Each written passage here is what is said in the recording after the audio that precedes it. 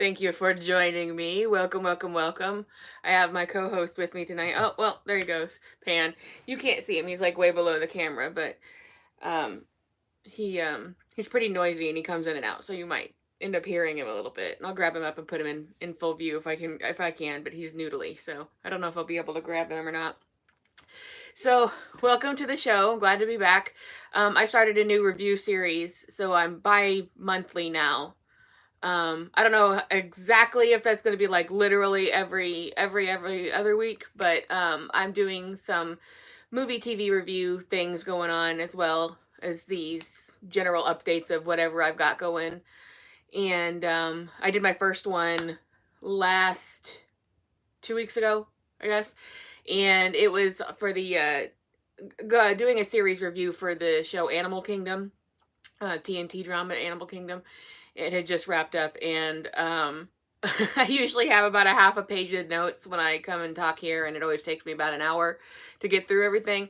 I had two just absolutely like insane scribble everywhere, 2 full pages of notes for that, and I talked for an hour and 40 minutes, which I did not want to do, but I knew it was going to happen, and it was like I just came in here and shot a movie. I was wasted afterwards. It was ridiculous. So I'm going to try not to do that in the future on my review shows, but I figure you can, tune if you in and out if you want to, whatever.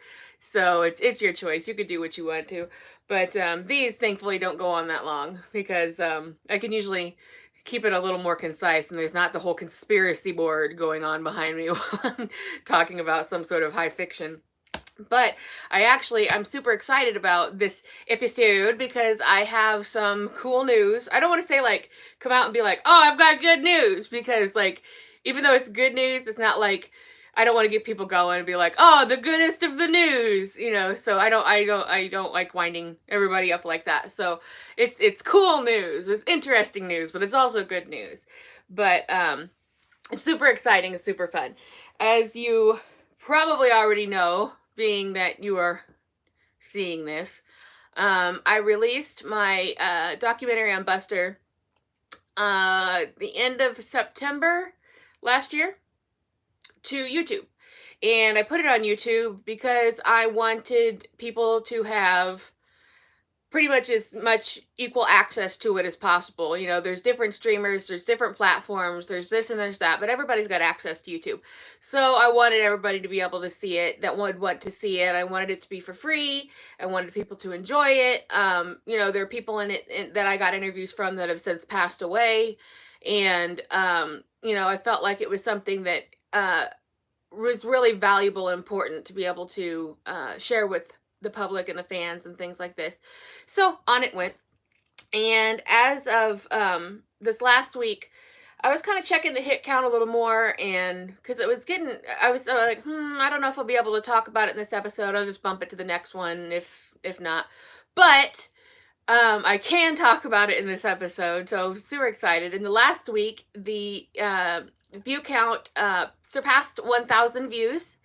And I checked it earlier today, and it's up past 1,100 now. So there's a lot of people who are being able to see it, connecting with it, and enjoying it. The likes are going up, so I'm guessing they're enjoying it.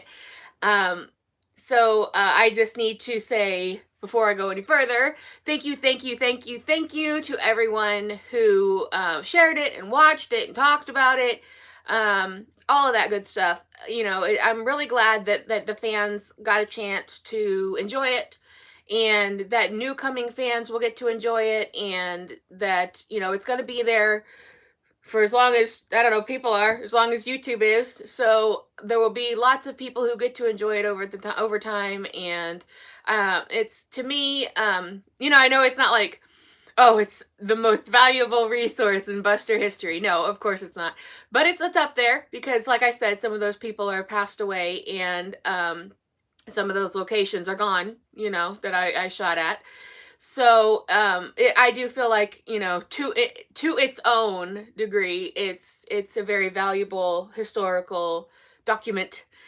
And I'm glad to have gotten it out for that reason. I'm glad to be able to share it with people. I'm glad to know that incoming fans will be able to see it, I'm guessing, more readily now since it's surpassed the 1,000 view mark. So that makes me really happy. I'm super excited about that. I'm super glad that people have enjoyed it, and I'm super glad to have been able to share it, because it was something that I just couldn't find the right home for a long time, and then I finally did, and it looks like that was a success. So I'm super happy about it, and I owe everybody that's watched it a big thank you. And I'm just super elated about that. And I hope that lots more people get to enjoy it over time. So that's like probably the biggest news of this past month of work. I did also, about a month ago, I started a TikTok, and I was kind of just going to do it for like promotional reasons, to like be like, hey, here, I've got some Buster stuff going on. If you want to come over, watch my shows or my videos on YouTube, blah, blah, blah, blah, blah. But then I ended up getting it really into it. And it really kind of brought the filmmaker back in me. I had been really badly burned out on filmmaking, and it turned into something that was just it's so hard when you're on your own, and you don't really have any kind of backing or sponsorship, or you're responsible for every single part of everything. And the work is one thing, but also the promotion is another thing. And so it's like, it's juggling chainsaws. It really is. And then you pay for it yourself. So I just kind of had hit my limit as far as filmmaking had gone, and I really didn't see myself making any more films in any particular way. And I didn't for a long time. I mean, obviously I knew about TikTok, but I didn't really think of it as something like that for me. I mean, I know other people are doing, their little expert videos and whatever, and doing really cool stuff with that. I know there's some, pretty high art going on that site. But I joined it primarily because, you got to go where the people are. And I know a lot of people had kind of fled away from the other social medias, and were rather disillusioned by them. And I can't say I'm not. I just, when you think of social media, it's just like, it's a necessary evil, I guess. I don't love it, but I went there because I figured, this could be like an untapped type of a resource thing. I could share some Buster stuff, and then quickly I got really into it. So I've probably got like about a dozen or so, maybe more videos up now. I'm really enjoying getting to be a filmmaker with like no stakes and no heartache and no stress and no gray hairs and no negative bank account, because when you make a movie, it's like years and years of toil and commitment. And even I think in the best of circumstances, if you've even got a bunch of backers and a whole studio behind you and all these resources, I just feel like it's really difficult. It's a very difficult process. And this, although obviously not on the same level as a full-length documentary, is really fun and really interesting. And I'm just kind of going around everywhere, like looking for little ways to tell tiny little stories, and it's super fun, and I'm really enjoying it. My handle over there, it's tiktok.com/Nicolette_Olivier. So go over there and follow me if you want to see some, not all Buster related stuff, but I do talk about, some things, leading up to the show and things like that. So it's other stuff and it's Buster stuff, and it's just basically, little snippets of whatever I'm up to and whatever I'm trying to do, or whatever I'm thinking of, whatever, I'm looking at a weird spot in the floor, and then suddenly it's a video. So it's been fun. It's been fun to stretch my legs that way again, and not, you can produce, I mean, it's just a few seconds, but like, the other day I made something, I shot it and edited it and had it completely finished in half an hour. And to me, that's like mind blowing, so as far as that goes, I'm really enjoying it. And if you want to see what I'm doing with it and what I ultimately hope to do with it, I don't, have all that worked out just yet, but what I'm doing with it now, then pop on over, give us a follow, and enjoy the stuff that I'm doing. I talked about this a little bit on my socials, just to give a quick update, because I know that I only do Buster related stuff, but it's all entwined. It's all together, all the big picture type of a thing. But my computer that I hub out of is the screen is all messed up, So I can't do my portrait art that I do, the magical realism portrait related stuff, like the very detailed. It's not like photorealism, but it's just like, portrait realism, I guess you'd say. And if you don't know what magical realism is, and it's not always people, but the nuances in all of that are I just can't get that right with the way that my screen is right now. And it's an older computer, but I want to keep it. I don't know if I'm going to repair the screen or just wait and buy a new one because I'm busy right now anyways with the book. But what I am able to do is I still can do a lot of my psychedelic stuff that I do. The more monochromatic psychedelia or solid colored stuff, because that I can see what I'm doing a lot more clear, with the screen being the way it is. It's got like this red shorty kind of like it's sparkle. I don't know if it's sparkly exactly, but it's like it kind of shorts. It looks like it's shorting, but like there's like a red color cast across of it. So it really messes up, and sometimes blue. So it really messes up my color values unless they're solid or if it's black and white or something like that. So, and I really haven't had the chance to do much art in the past few months at all because I've really been focused on getting the book finished, the Buster book, that is. And, but I am still putting stuff out. Stuff is still going on the Redbubble. It's just kind of at a trickle at this point. And a lot of the stuff I make is like really, really, really, really big, like physically large files. So if I'm working like very minutely on details, then it takes a very long time. So I am still putting out art. It's still there. It's still going on. By the time I'm ready to do my Buster art book, which is, way down the line in terms of to-dos, and I really don't have any kind of ETA on any of that yet.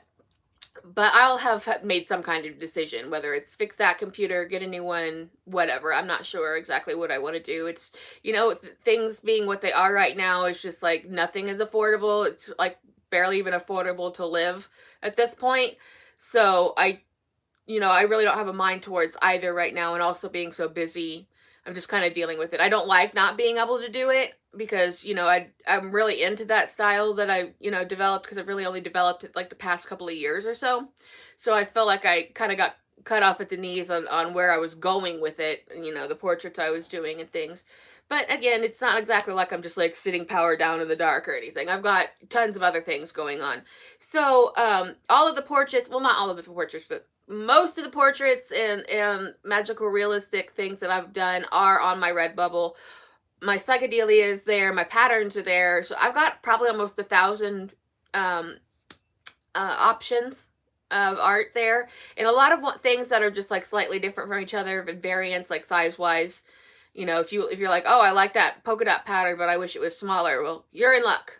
So, and then they have just tons of products, and I pretty much make everything available on everything there. So the Redbubble is redbubble.com/Nicolette Abides, and pretty much all my handles have my name in there somewhere, because it's fancy. But that's what's going on with that. But I know probably most of you are like, what about the book? What about the book? And because last month I didn't really have a whole lot to say. I really had, with holidays going on, and all the things that the trappings that go along with that, it really cuts into any kind of solid focused work time.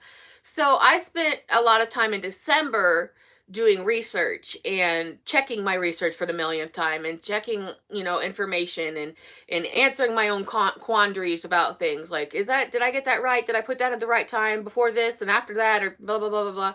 And I've talked about my notes, how they're just so dense that they're color coded, but they're just out of control at this point. But it's always kind of like that at the end of a project where it's just like completely sprung, because it's just like, you have to search, like use the search function to even find anything.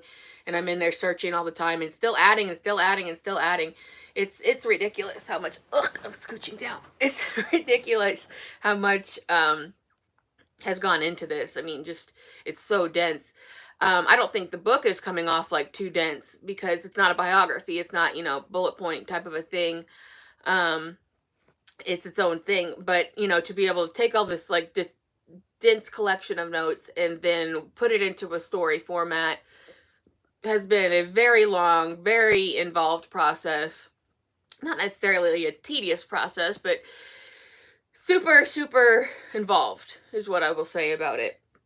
So, you know, if you've watched up to this point, you pretty much know what's been going on with it and how it came to be. But in terms of just quick recap here, because, you know, it's been a couple months since I've, you know, talked about what all has been going on. But the book that I'm working on now, um, actually, a version of I started several years ago. Um, and then connected with someone who kind of promised first person personal information and said that they had a lot of like insights and they could help and would be very helpful. It turned into a very toxic situation, and I found out that that person was not being truthful in a lot of things, and they were asking for money, and it was just something that I couldn't. It was an untenable situation. It became very personal. I got the impression very strongly that that person had become personally attached to me, and it really was more about me paying attention to them and also what kind of fame and fortune I could bring to them, which, you know, like none. So so it really became like a situation where I felt like they were telling me or trying to tell me what they thought I wanted to hear, and it was unreliable in a lot of ways, and I could back some stuff up, but not all kinds of stuff. But when I realized I'd gotten through an almost finished draft of that project, well, I guess like a finished draft, not like a finished here you can read it, it's ready to go, but a draft, if you understand, like, you know what that is. It's like a complete version. It's just not like finished, polished, ready for publication. But I realized it was on such a flimsy basis that I couldn't put my name on behind that, and I was very upset in my life about where things had gone, and, you know, very disturbed by the whole situation. So I had to make a decision, knowing I couldn't go forward with that project, but also being really pretty despondent about the idea of well, what do I do? I can't just throw away a whole book and start again. Turns out you can. And I did. So that's exactly what I did. I had to. There was no choice. And this was something that was supposed to be like the next step after the movie, not a continuation of the movie because that's pretty encapsulated, but like the next project, you know, because I've been working on Buster projects and research for, this is like the 13th year now, you know, so I'm committed, you know, I've pretty much committed to all of this. And I just made a mistake in trusting the wrong person, and it actually worked out to my benefit because what I got rid of was not good, and I restarted and went another direction where I could verify things more, and didn't feel like I was being led in any particular direction, and certainly like the personal aspect was gone because that person was gone out of my life, and out of the project. I was able to do the project that I set out to do, what I intended to do. So, you know, I've been writing my whole life, literally since I taught myself, you know, I was like learning how to write and that kind of a thing, as a child, in storytelling my whole life. And it's my whole world basically revolves around storytelling in some version, in some form or fashion, whether it be art, my photography, my writings, other people's those things, TV, movies, you know, like I'm just obsessed with storytelling. That's my thing, you know, however it comes out, that's my thing. So I just couldn't go forward with what I had, and I didn't want to. It wasn't just like some sort of big moral, you know, this is not correct thing. I just didn't want to. I didn't like it. It made me miserable. The situation made me miserable. And when you think like, how can you throw out an entire finished book? That's insane. Well, that's the way I felt about it at the time. And then I did it, and I was like, oh my God, I'm free, you know? And so, so if anybody's listening in terms of like creative advice or like life advice, like that was a big, big, big move for me. And it ended up being like the greatest thing I could have done for myself and for this project. So I have benefited, you know, my mental health has benefited from it. My emotional health has benefited from it. Plus also I look at this project now and I see something that is like the movie, which is what it was intended to be. You know, different format, obviously, but it's like that. And I know now that, of course, there's going to be people who don't like it. It's not going to be for everybody, and that's okay.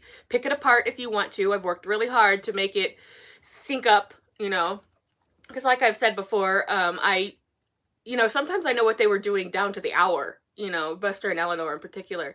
So after all that was done, you know, throw the drama aside. Then I spent the I just distracted myself with my own video.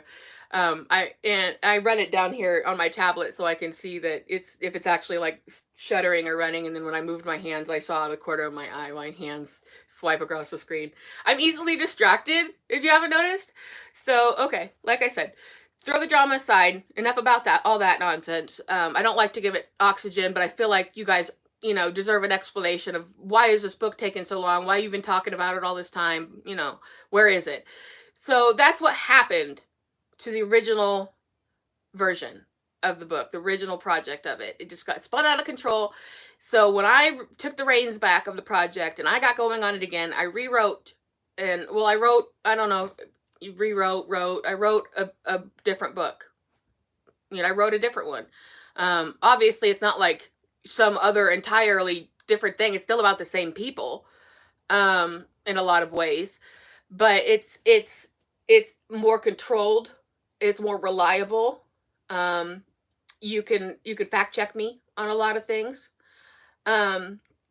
It doesn't really kind of meander into territory that doesn't really matter anymore, and yet still tells this really cool story about Buster and his family, and Eleanor, her family, and the people in their orbit. And I've been really able to apply my, I've been doing genealogy literally forever. You know, I grew up in dark microfiche rooms where my mom was doing it, and sitting on picnic blankets in graveyards while, she was doing her thing. So it's something that's been ingrained in my life and my family forever, and that has taught me how to be a really thorough researcher on physical materials and digital now. I shouldn't say now. It's not like that's new, but new stuff comes to light all the time, right? So that really set me on the path of research, and I don't like when things are not as good as they could be. I've got that perfectionist streak. I know I do have a point where it's like, all right, I have to stop. It has to be over. But I never really get over how it is and what it is. So I want everything I make to be as perfect as I could get it at the time, and I have to let it be, from that point. So that's what ended up happening all the way up to December, when, I kind of had to stop writing because I couldn't really focus on it. I was working kind of like little bursts. I couldn't give like, here's my day of writing, here's my whatever. So I shored up my research again, which I'll keep doing, as long as it's in my custody.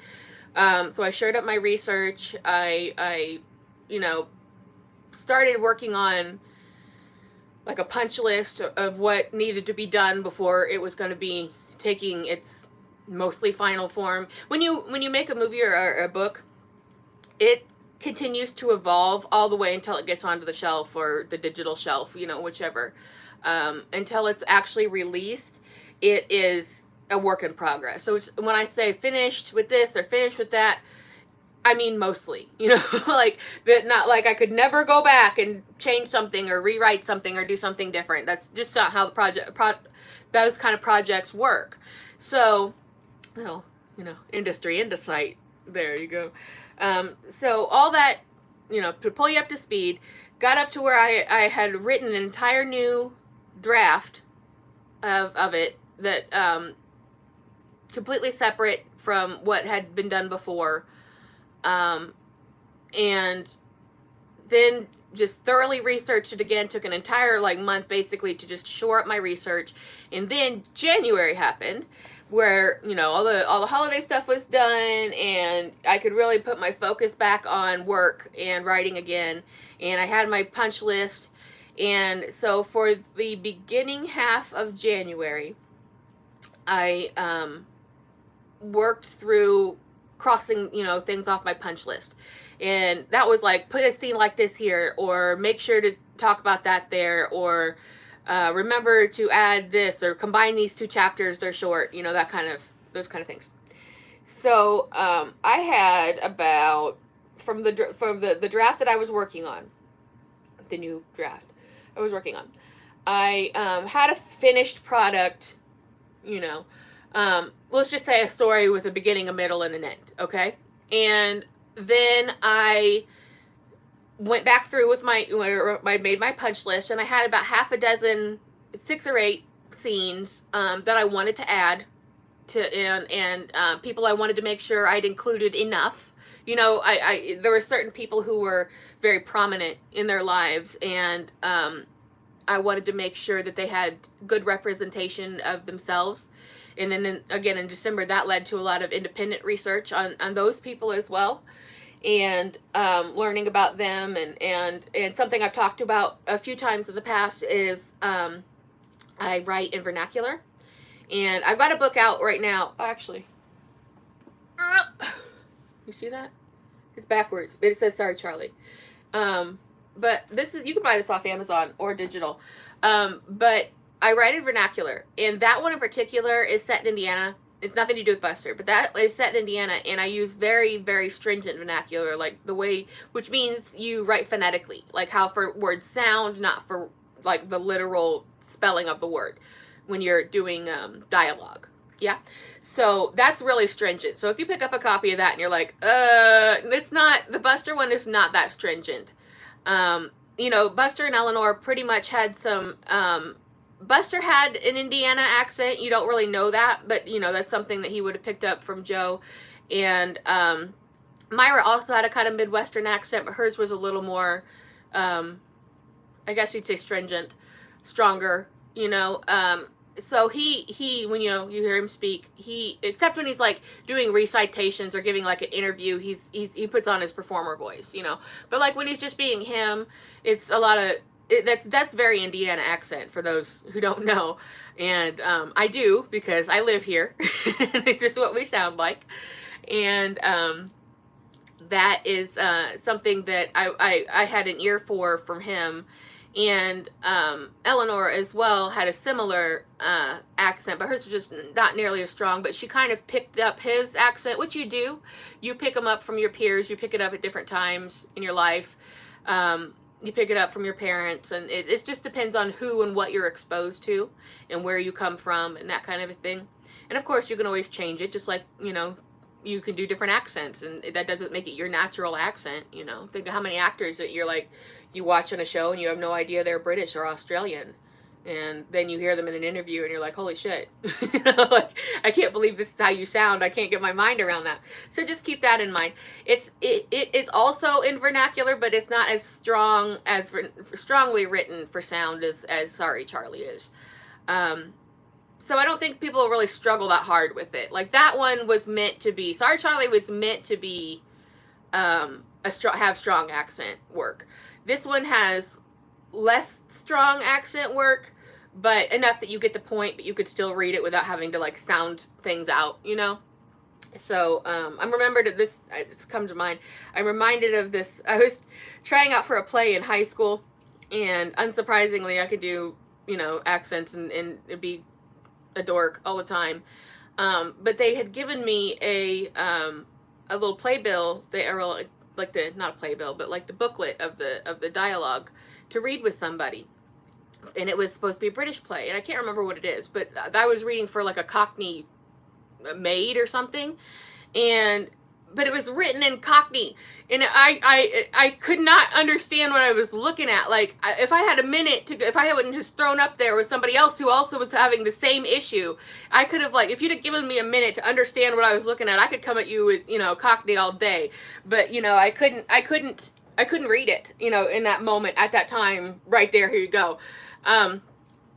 So that always kind of stuck with me, like, not to overdo it, like, to make sure it's readable, but when you say it in your mind to yourself, you're understanding that you're saying it, you know, in an accent. So there's a little insight into a story about me. But so by the middle half of last month, I realized I was going through getting these new scenes in, knowing where I wanted to put them, doing some of the kind of structural work. And about midway through the month, I looked at my list and I looked at my draft, and I realized I was done writing new scenes. Maybe not entirely forever, but you know, things will extend and contract as I go. But that is a really big deal, because that means basically if I don't have to write any more scenes, that it's all there, and now it just needs polishing up. So that's super exciting. And from that point forward, you know, I never tend to take moments and be like, oh, it's happened. I'm so excited. Yay on me. You know, I don't focus on congratulating myself pretty much at all. I know you probably should a little bit, but I'm just like, hey, neat, next thing. You know, it's just because there's just so much to do. There's just so much. So, I decided like, okay, good. I feel good about this. I don't think I need to write entirely new scenes anywhere. So I'm ready to start editing. And I started to edit from that point. And the way I've been handling this edit, if I was just writing one of my regular fiction stories or historical fiction stories or something that didn't have such high stakes in reality, I would not need to hyper focus so hard on the editing process. I would not need to, you know, check every single line and every single word in what everything was said, because I would have pretty much had it the way I wanted through all the subsequent passes of writing that I did before. And then the editing process would just be, you know, just kind of more structural stuff, take away, add, subtract, work around the dialogue a little bit. And I write, not my notes necessarily, but like when I'm actually writing the draft of something, I write in sequence, like from beginning to end, like, you know, all the way through. And I always find that I know the characters a lot better by the time I get to the end than I did in the beginning. So going back through and starting over at the beginning allows me to strengthen up what I wasn't as good or adept at in the beginning. So that's always a really good tool for, in my toolbox that works for me. I know a lot of writers kind of bit and piece around, but for me it works really well to know where I'm going with it. It helps me stay focused and not get confused about what I've done and where things are and that. So I really like doing that. So in this edit, I have done it completely differently than I would have done anything. And it, you know, this whole experience has been entirely different than anything that I've ever done before, because I've never written.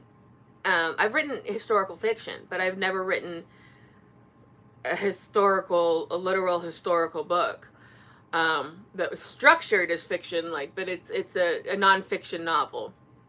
But I'd never done that before. And my mind always thinks about, and what I've referred to several times, it's a nonfiction novel. That's like Truman Capote's In Cold Blood or Alex Haley's Roots.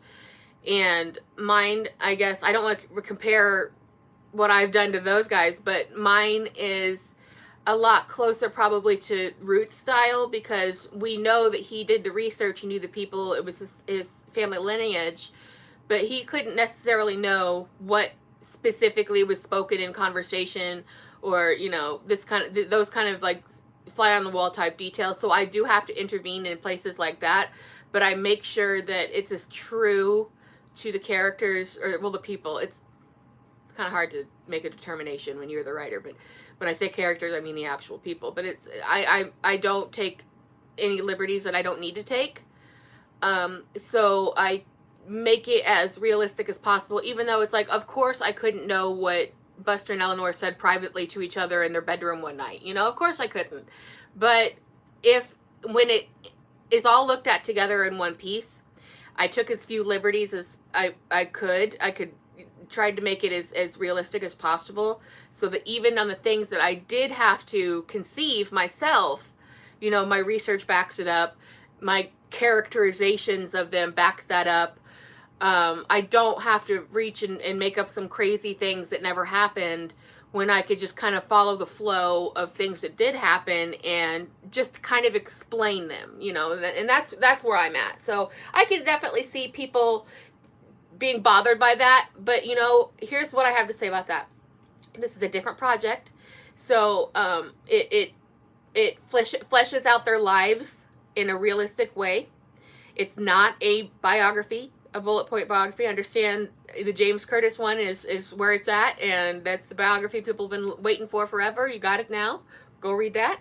So, but if you want to look at something almost as if you'd watch a movie version of it, then that's what I'm doing. You know, I'm combining my filmmaking and my writing styles together as a fiction writer and just putting in things that are true, you know, for the most part. So I tried to stay away from blatantly making anything up. I try to say, like, well, what's most likely these people would have said or done, or how would they behave, what was the relationship like. You know, like I said, 13 years here, I've been working on this a while, and a lot of input from reliable people has gone into this over the years.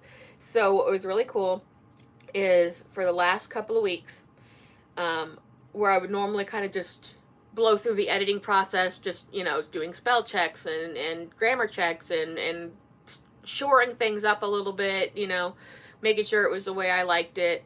This, I've literally gone at a snail's pace. It's like line by line, word by word, taking my time, which I don't take my time to do anything. Like, I am so impatient about everything. Like, I'm just like fast, as fast as I can go. But this time, I'm just going bit by bit, because I kind of have this tendency to write kind of almost mechanically, like as I'm getting the points down, and then I kind of can go back and kind of spice up the language a little bit, or just make it a little nicer, more pleasant to read. Not like they did this, and then he said that, and then she did that, and then he nodded his head, and then, you know, like less like a manual of events. Because when I'm working on it and making it, and especially this, where it was so fact-based, I had to do that. Like, I you know, that's just how it came out initially. So this pass has allowed me to go back through and look at all the previous scenes and the new scenes together, and just go through and just nice it up in a really excellent way, which I kind of would have done more sporadically in other projects. But I'm liking this, the way, you know, I've done so many things differently in this, the way I've done this in several different structural ways, that I'll be adopting these things for the future, you know, even if it's just fiction and it's all up in my dome and I could say whatever I want and I'm not beholden to anything. I'm still going to use a lot of these techniques that I've managed to develop, because that was part of, I think, what made this project so difficult for me, was I did not have the freedoms that I was used to having. You know, if you're somebody who's written for like 30 years and you suddenly have rules that you never had before, like, what do you mean I can't be God anymore? You know, there's rules. So that ends up, you know, changing the outlook on things a little bit. But what's really cool is I'm close to about 100 pages into my edit. I want to try to keep it below 400 pages totally. I think anything above 400 pages is kind of pushing it a little bit. But doing the editing, that's where I am now. Like, to bring you all up to speed from beginning to end. That's where I'm at, and I'm really happy to be in this place, because, you know, at this point, all of the hard work and the toil and the problems are over with. And now I just got this really excellent, incredible story that I'm so excited about and I'm enjoying so much. And every time I get to a part, I'm like, ooh, it's this part. Ooh, it's this part. And in the beginning, I found that kind of difficult, because it was real, and it's not, you know, a car chase every other minute. I'm writing about real people, and so it's like, well, how do you make it interesting without making things up blatantly? And how do you tell the truth, and how do you, what's the middle ground on that? So I had to really learn an entirely new process that I have never done before, and I'm glad for it. As a writer and a storyteller and a filmmaker and everything, I'm really glad to have learned these different ways of doing things and being able to apply them to future projects, whether it's Buster related or historically related. I don't really see myself doing this again, though. I don't want to. It's basically what it is. This one, it's not that I've got bad feelings about this one. It's just that it took so long. It took me to places that, yes, intellectually, I'm glad I was able to go to, and technique-wise, things I was glad I was able to learn and do, and that's all well and good, but I want to go back to playing God. You know, like I want to go back to just making everything up myself and not having to spend so much time on one project. Um, I realized that, things got messed up and it took like probably 3 times as long to get to this point as it probably should have. Um, Even though it was for the better, it's like, look how much time it took out of my life. And, and it's like, how do you, it's hard to weigh that, economically, especially, because none of us, I don't think, are in a good place economically at this point. And there's a lot of worry and a lot of things that take you away from your work. And I had to really work hard not to try to rush things through. And that's where I'm at now, learning that like this whole like line by line process has been really beneficial for it. And it's really making it into something that I feel is really excellent, and I feel like fans are going to really, really enjoy.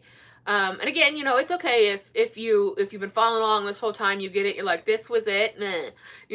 That's cool. I'm sorry that you feel that way, but I'm gonna keep making stuff, and maybe it won't be for you. Like I said, I talk about psychedelic stuff a lot and psychedelia, and it's nothing like crazy like that. It's very straightforward. It's just like reading like a storybook that just happens to be real. Like if you picked up a novel about somebody and you wanted to read, a fictional novel, it's like that. It's just that the information in it is verifiable and real for the most part. And I always shot for, I knew there was no way to get 100% or even close. So I always shot for 80%. I figured if I could get it at 80% realism, both by how the dialogue is used, like how they sounded, what they ate, where they slept, what jobs they were doing when, who was involved, what kind of conversations that they had based on their relationship, you know, um, then that's about as good as I think anybody could do. And I wanted to bring my fictional sensibility into it. So I didn't want to write a biography. That's been done, and the James Curtis one is out, and that's, go to do that if that's the way you want to do it. And that's fine by me. But I think this is going to be something super enjoyable. That's how I feel about it. And in doing all of that, um I've mentioned this a couple of times, I think, but I because I've done focused on film making for years, focused on art making for years, focused on craft work, focused on writing, and also tried to live life, in between all of that. I haven't been able to seek out like a literary agent for representation. And I will publish through Amazon if I need to, um, to get it out there, because I don't want it to sit or with me for any longer than it has to. But I definitely would be open to, I'm going to seek out, test the waters at least, send out some feelers to see if I can't connect with a literary agent that sees the potential in the story and can handle it for me in a professional way. Because I've always had to do things on my own, and I'm getting to an age and a stage in my career where it's like, well, I don't necessarily feel like I have to do that anymore. I like opinions, and I like to hear other voices of industry professionals and that kind of a thing.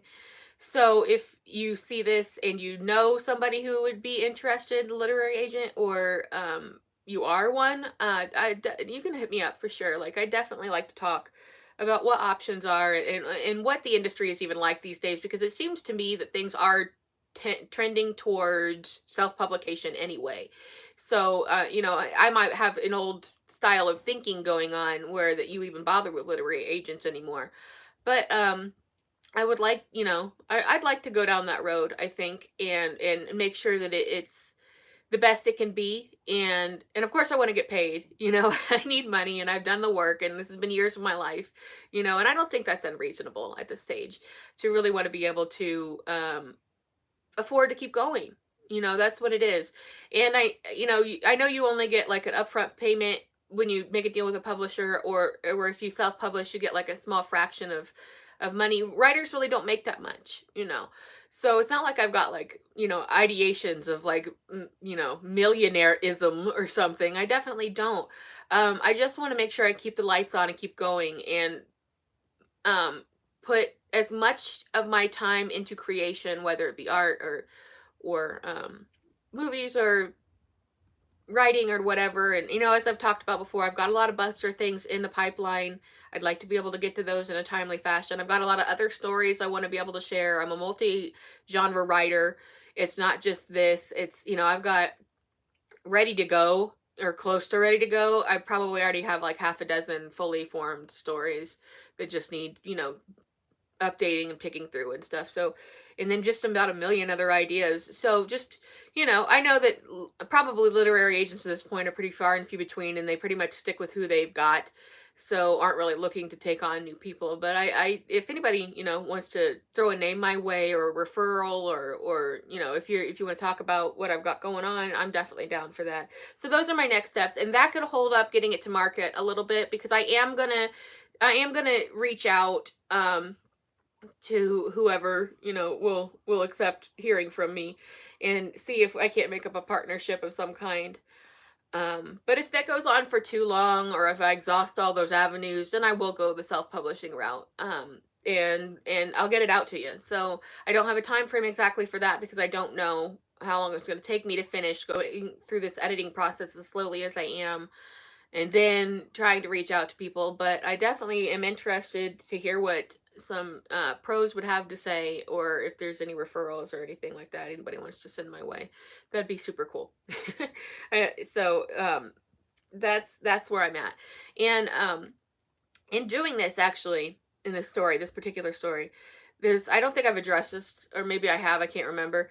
But the question has come up: why am I focused on the last half of his life, which I guess would, be pretty much like the least exciting and least sexy part of Buster's entire life, right? Like, you want the 20-year-old Buster's, diving off things and breaking his neck and whatnot, and Hollywooding it up in the beginning of those days. Like, yeah, that's obviously the way to go. But the reason I decided to focus in on like the latter half of his life, the last 20-ish years, was for a sappy reason, which is why those were, I think, the happiest years of his life. Least amount of turmoil, steadiest amount of work. Maybe not at his creative peak where he might have liked to be in his life at that time. And but the best part of his life, he was with Eleanor, he had his family around him for a lot of the time. And there was a lot to be said and think about that part of his life. Yeah, we all want to know about like what it was like to be, have the house fall down around him, and to lose everything, and all this, of course that's the more exciting things about it. And oh, thank you. Thank you. I saw that. I got a compliment on my fashion. Appreciated. So that's why I went with the latter half of the life. Yeah, I realized that it's not maybe as exciting. It's not, jumping off of trains, but it is I think his most complete and happiest part of his life. Plus also the biggest factor about it is I was, the people that I interviewed to do this, whether it be, through some emails or whether it be in person, the information, it's all way more verifiable. When you look at the last, what was between the 40s, like 43-ish to 66-ish, that stuff is a lot more verifiable, a lot easier to track down, a lot clearer picture of where they were going and what they were doing, and a lot more resources that way. If I would have done this for the early part of his life, I would have probably had to make up a lot, and that's really not something that I was trying to do, and not something I wanted to do. So if there was any question about why did I focus in on, when he was old, because a lot of people don't like to be reminded of his or their own mortality, that's why.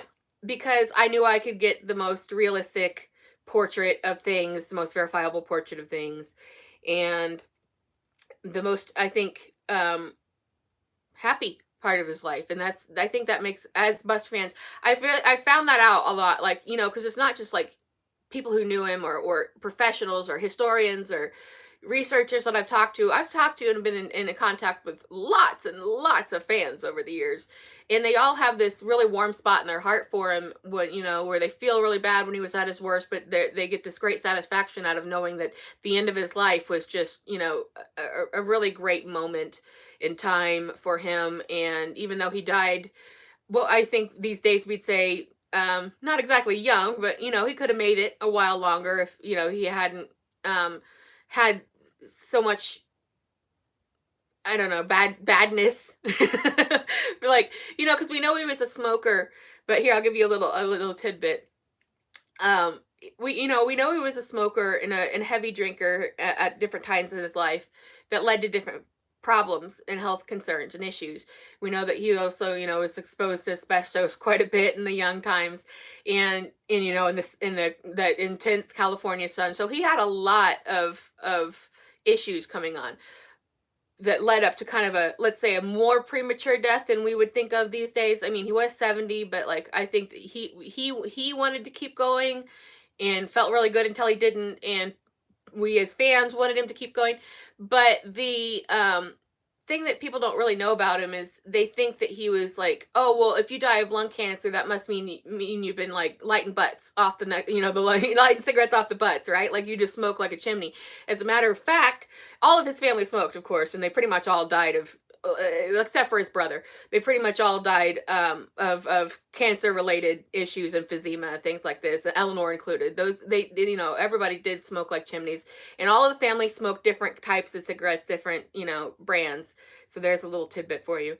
But he actually had a tendency to waste cigarettes. Like he would kind of he'd take a puff off of one and sit it down, and the whole thing would burn up. So he really wasn't like this heavy smoker like a lot of the rest of the family was. But it took its toll. But there you go. There's a little bit of inside information for you. So don't say I never did anything for you. But that's and I don't shy away from his death. I don't make it into some big flowery special event. And I don't try to go for the big emotional impact. But I think at this point, a lot of us in life, especially after the last few years, have had, the definition of life and death has changed a lot for us, and, how we see things and what matters, and, what we want to focus on, and what we're stuck having to do and not getting to focus on, because things are so awful. But I look at it through kind of that lens, just that it happened. It was not a happy time. It was not a good thing, but it also wasn't this, magical spiritual event either. So I don't know. It depends on your tearful threshold, I guess. It's not that it doesn't have an impact, but I didn't try to milk it. It just didn't seem like the right thing to do. And it came on pretty quickly, as those things go. And I think that, I'm not an expert on lung cancers, specifically, but I think that that's one of the ones that now we know it's very curable. It's one of the most curable ones. But at the time, it's happened too fast, basically, to do anything about it. So that's something we got to reckon with too, is like, this was a different time, then there was a lot going on. So I take it, I don't want to say I take it in stride, but I just don't over focus on it. And you can feel about it how you want to feel about it. I'm not trying to pull the heartstrings on this one. So, it is hard to deal with, the death of, like, the character that, started this journey for me, right? Like, okay, now I get to write that you die. That's fun. But, I think it's also about taking it, how the other characters and the other people take it as well. It's not just like, how you feel about it or how I feel about it. I wanted to make an impact on how we all feel about it, and how they felt about it. And so it does pose its own difficulties, being the last part of his life in leading up through his death. But like I said, this is the most verifiable, trackable part of his life. And this is where a lot of my firsthand information came from, because nobody was going to be alive that knew him when he was 20 that I talked to. So all these people knew him, in the last 20 years-ish of his life. James Karen, and Ruth Earl, and Bart Williams, in particular. Like, they knew him as an elderly person, as an older person. So, and they were, very verifiable about what they knew, and what they could tell me. And I think that, even though we'd all agree that his maybe more interesting life was when he was in his early life, and kind of writing the rule book on making movies, this was, I think, the most rewarding for him, for the people around him, and for the people who were starting to wake up to him, and realize he was being celebrated towards the end of his life. And for me also, because I've been through all the stages of everything. I've been through the beginning, the middle, and the end. I've been through the dark periods, I've been through the light periods, and I knew that if I was going to tell a story, it should be the one that's probably had the least amount of light shed on it, and that would ultimately be happier than it would be sad. But it confronts the realities of life and death, and what it is to mean stuff, to be somebody to lots of somebodies, to be that person. So that's where things are, and that's where I'm at, and I'm super excited about it. I'm loving where I'm at right now. I'm taking my time combing through this draft and this editing process, and I think it's for the best, for sure. Don't have an ETA for you, but obviously I'll keep these up, and I will let you know what I know when I know it. And as always, you can shoot me any questions, comments, whatever. That's cool. And I'll do my best to answer what I can and how I can. I'm on all the socials, basically. Well, not all of them. I don't. There's probably a lot that I don't do, actually. But you can find me on Twitter, on Facebook, TikTok was is the new fun one. I'm not sure if you can converse with people there, but you don't really need to. There's other avenues for that. And what else? I think Tumblr. My Tumblr blog, I got reinstated. I had it for like 10 years, and I got caught up in the coal in 2018, and they blocked out my blog, and then they changed their policies, and they gave it back. So I got it back at the end of last year, but then they didn't do it right, and I was like, please help me, and they wouldn't answer me, and I couldn't communicate with anybody, and I'm like, please unblock me. And then finally I got an email from them the other day when I was just about to give it up again, and they said, oops, sorry dude, it was our fault. We had a glitch on our end. Everybody can see you now. So that's where I have the most fun, probably, and put the weirdest stuff. But, if you want to talk to me, you could talk to me here. You could talk to me TikTok, however you do it there. I've been there a month. I don't know yet. Facebook, Twitter, the basic ones. And let me know what you're thinking. Questions, comments, that's good. And that brings us up to present.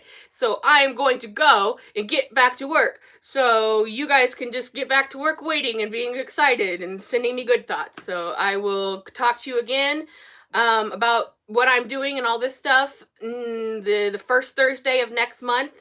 And I will have another show coming up in 2 weeks on the 16th, which will be another review show, which won't have anything to do with any of this stuff, and that's going to be probably centered around what I'm liking, not liking right now, as far as new shows, movies, that kind of thing. So, go watch something or eat dinner or whatever. I'm going. Goodbye. Goodbye.